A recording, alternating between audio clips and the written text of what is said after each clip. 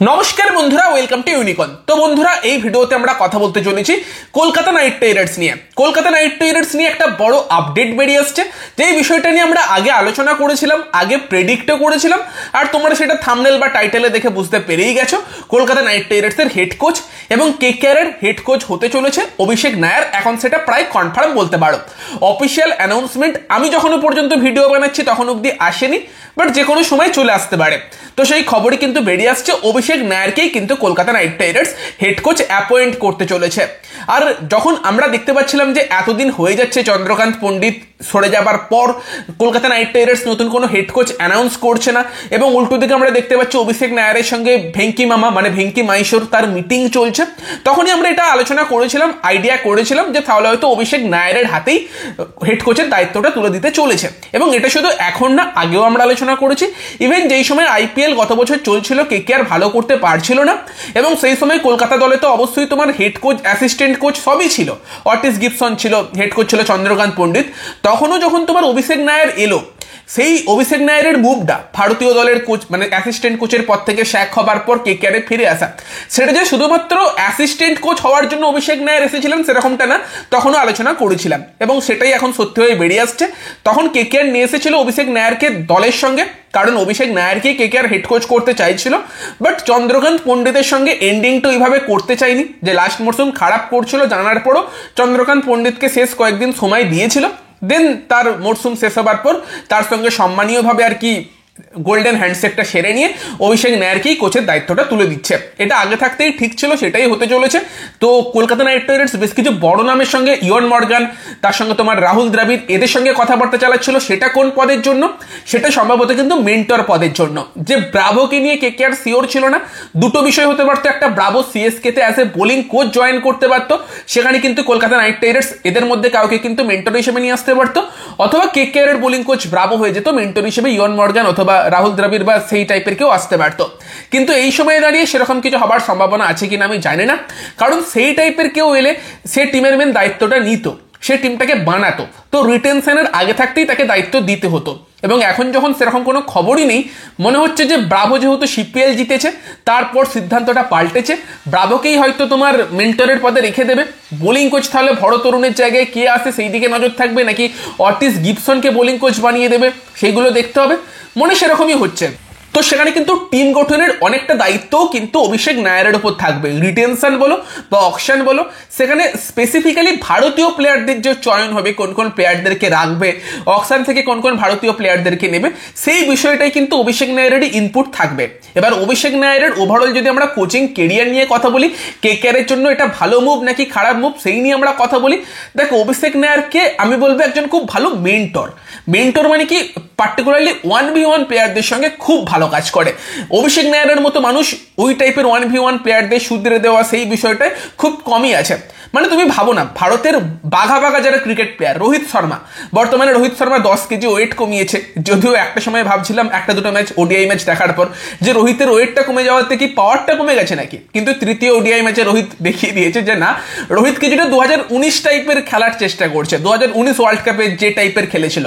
দেন captain হবার পর তো তার রোলটা পাল্টে গিয়েছিল, অ্যাগ্রেসিভ স্টার্ট করছিল। যাই হোক, সেটা অন্য কথা, সেটা ভারতীয় টিম নিয়ে অ্যানালিসিস করলে আমরা আলোচনা করবো। তো সেই রোহিত শর্মার সঙ্গে অভিষেক নায়ার অনেক দিন ধরে কাজ করছে, এবং রোহিতের যে বর্তমানে 10 কেজি ওয়েট কমে গিয়েছে, স্লিম হয়ে গিয়েছে, সেটাও কিন্তু অভিষেক নায়ারের সঙ্গে ট্রেনিং করে হয়েছে।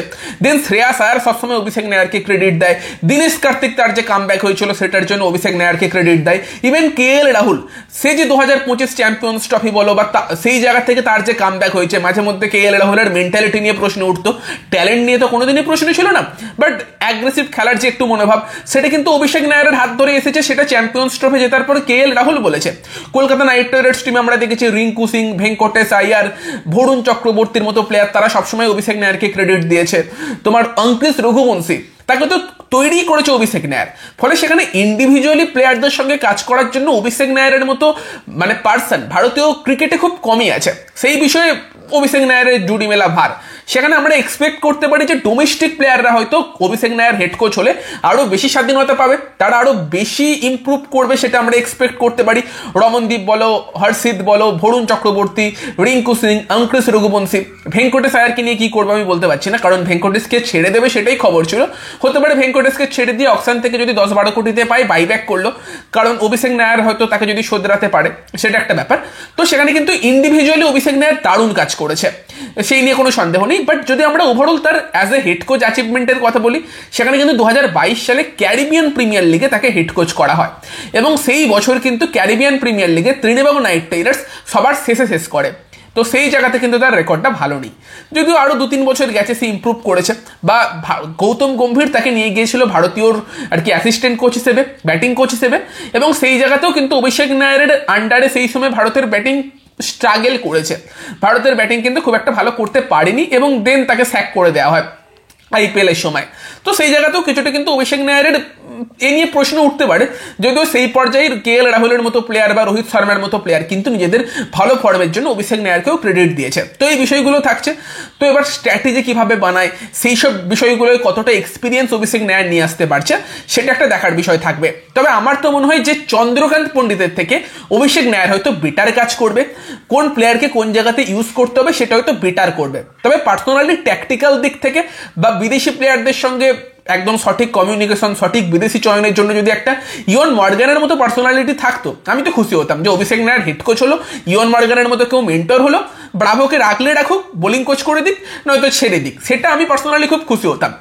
বাট যদি শুধুমাত্র অভিষেক নায়ার এবং ব্রাভোর উপর স্ট্র্যাটেজি বানানোর দায়িত্ব থাকে, সেখানে তারা কতটা কি করবে সেই বিষয়টা একটু সন্দেহ আছে। তবে যাই হোক, সেখানে আগে তো সুযোগ যখন দিয়েছে কিছু ভেবেচিন্তেই দিয়েছে, এবং অলরেডি কলকাতা নাইট রাইডার্স দলের সঙ্গে 2018 সাল থেকে যুক্ত আছে অভিষেক নায়ার।